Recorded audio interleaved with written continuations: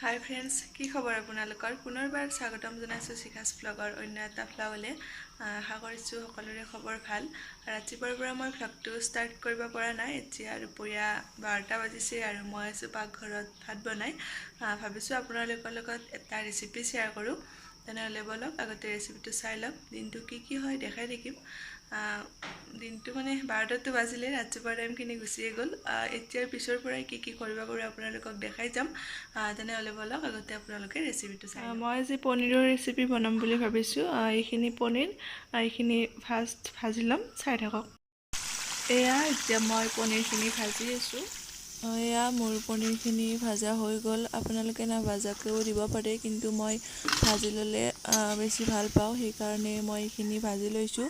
এতিয়া মই পনীৰখিনি বনাবৰ কাৰণে এটা ডাঙৰ চাইজৰ পিঁয়াজ কাটি লৈছোঁ, অলপ নহৰু আৰু আদা থেতালি লৈছোঁ আৰু লৈছোঁ জলকীয়া।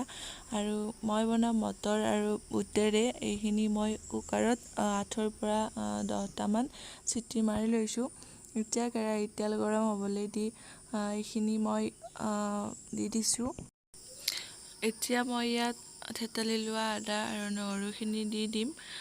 এয়া মই আদা আৰু নহৰুখিনি দি দিছোঁ। দি এইখিনি অলপ ভাজি ল'ম। আপোনালোকে এটা কথা মন কৰিব, জুইটো কমাই ৰাখিব, নহ'লে এইখিনি জ্বলি যাব। এয়া মই সিজাই লোৱা মটৰ আৰু বুটখিনি অলপ গিলাচেৰে এনেকৈ পিটিকি দিছোঁ। ভালদৰে সিজি যোৱা নাই, সেইকাৰণে আপোনালোকে ইচ্ছা কৰিলে 10টাতকৈ বেছিও চিটি মাৰিব পাৰে। আলুখিনি মই বেলেগকৈ থৈ এইখিনি মই এনেদৰে পিটিকি দিছোঁ। এয়া মোৰ পিঁয়াজখিনি ৰঙচুৱা হৈ গ'ল। এতিয়া মই ইয়াত মটৰ আৰু বুটখিনি দি দিছোঁ। দি এইখিনি অলপ লৰাই ইয়াত মই এয়া আলুখিনি দি দিছোঁ। এতিয়া মই ইয়াত দিম প্ৰয়োজন অনুসৰি নিমখ আৰু দিম হালধি। আপোনালোকে নিজৰ ইচ্ছা অনুযায়ী নিমখ আৰু হালধি দি দিব। এতিয়া মই এইখিনি অলপ টাইম ভাজি লৈছোঁ। তাৰপিছত ইয়াত মই দিছোঁ অলপমান জিৰাৰ গুড়া আৰু দিম ইয়াত মই অলপ গৰম মছলা। মোৰ ওচৰত বৰ্তমান পনীৰ মছলা নাই, সেইকাৰণে মই ইয়াত অলপমান গৰম মছলা দি দিছোঁ। আপোনালোকে পনীৰ মছলা দি দিব, নহ'লে গৰম মছলা দিলেও কোনো কথা নাই। এতিয়া এইখিনি ভালদৰে অলপ টাইম ভাজি লৈছোঁ। ভাজি লৈ উঠাৰ পিছত ইয়াত মই পানী দি দিছোঁ। আপোনালোকে নিজৰ ইচ্ছা অনুযায়ী পানী দি দিব যিমানকণ লাগে। এতিয়া মই এইখিনি এবাৰ ভালদৰে লৰাই দিম। দি এইখিনি মই অলপ উতলিবলৈ দিম। এতিয়া মই এইখিনি ভালদৰে উতলিবলৈ দিছোঁ। এয়া উতলাৰ পিছত মই ইয়াত পনীৰখিনি দি দিম। এইখিনি অলপ টাইম উতলাৰ পিছত পনীৰ হৈ যাব। এয়া দেখিছে, আমাৰ পনীৰ ৰেডি হৈ গ'ল। বতৰটো বহুত বেয়াকৈ আহিছে অকস্মাতে, সেইকাৰণে মই এয়া কাপোৰখিনি আনি আছোঁ। কাপোৰ ধুইছিলোঁ আজি কেইখনমান, সেইকাৰণে এতিয়া বাজিছে দুপৰীয়া 2টা, কিন্তু বতৰটো দেখিছেনে। আৰু মোৰ পনীৰ হৈ গ'ল। ভাত খোৱা নাই বাৰু এতিয়ালৈ, খাম আৰু অলপ পিছত। আৰু এয়া লং পেণ্টটো ভালদৰে শুকোৱা নাই। পনীৰ আপোনালোকে এনেদৰে বনাই খাই চাব পাৰে, বহুত সহজ হয়।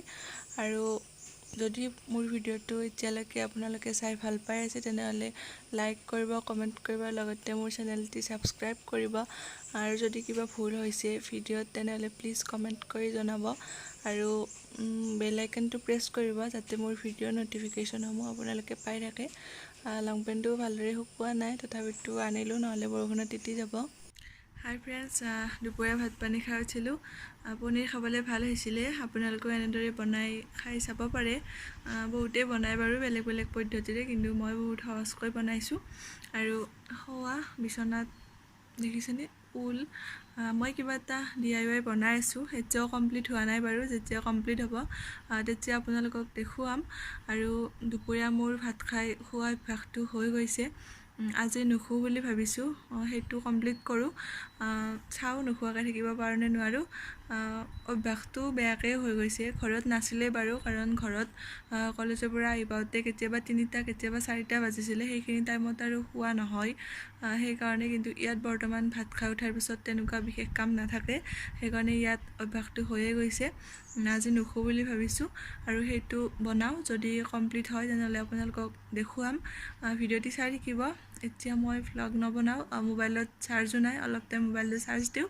আশা কৰিছোঁ আপোনালোকে ভিডিঅ'টি চাই চাই ভাল পাব যদি ভাল পায় লাইক কৰিব কমেণ্ট কৰিব লগতে প্লিজ মোৰ চেনেলটি ছাবস্ক্ৰাইব কৰিব ভিডিঅ'টো স্কিপ নকৰিব চাই থাকক পুনৰ লগ পাই আছোঁ হাই ফ্ৰেণ্ডছ দুপৰীয়াৰ পৰা এতিয়া সন্ধিয়া হ'ল আৰু ভিডিঅ'টো মই এতিয়া কণ্টিনিউ কৰিছোঁ DIYটো বনালোঁ কমপ্লিট হোৱা নাই এতিয়াও 100ৰ আৰু 10% আছে কমপ্লিট হ'বলৈ আপোনালোকে চাগে ভাবিছে যে মই মেখেলা চাদৰ পিন্ধি কলৈ যাওঁ মই যাম মন্দিৰলৈ ক'ৰ মন্দিৰত যাওঁ কিয় যাওঁ সকলোখিনি কথা মন্দিৰৰ পৰা অহাৰ পিছত আপোনালোকক কৈ আছোঁ ভিডিঅ'টি চাই থাকিব সৌটো আমাৰ ৰাইজৰ মন্দিৰটো এয়া চাটখন যে বনাই আছে এতিয়াও কমপ্লিট হোৱা নাই বাৰু ভালদৰে আৰু বেছি দূৰ নহয় আমাৰ ঘৰৰ ওচৰতে হয় আৰু মই আজি ফাৰ্ষ্ট যাম মন্দিৰত আগতে যাই পোৱা নাই আৰু এয়া মন্দিৰৰ ভিতৰ ভাগ আপোনালোকক এনেই অলপ দেখাই দিলোঁ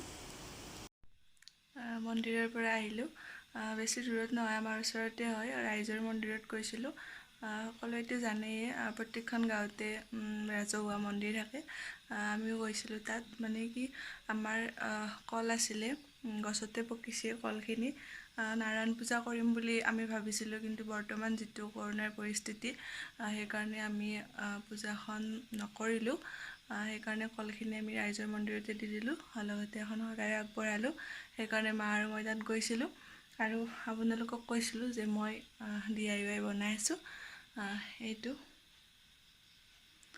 এতিয়াও কমপ্লিট হোৱা নাই বাৰু ইয়াত কিবা কিবি অলপ কৰিব লগা আছে কমপ্লিট এতিয়া কমপ্লিট নহ'ব আৰু আজি আপোনালোকক ভালদৰে দেখুওৱা নহ'ব এতিয়া 8টা বাজিলে মই ভাত বনাব লাগিব ইয়াৰ পিছৰ ভিডিঅ'টোত আপোনালোকক এইটো কমপ্লিট কৰি ধুনীয়াকৈ দেখাম আশা কৰিছোঁ ভিডিঅ'টি চাই ভাল পাইছে এতিয়া মই এইটো ভিডিঅ' এইখিনিতে এণ্ড কৰিম যদি ভিডিঅ'টি চাই ভাল পাইছে লাইক কৰিব কমেণ্ট কৰিব লগতে প্লিজ মোৰ চেনেলটি ছাবস্ক্ৰাইব কৰিব পুনৰ লগ পাম আন এটা ভিডিঅ'ৰ সৈতে এতিয়ালৈ বাই বাই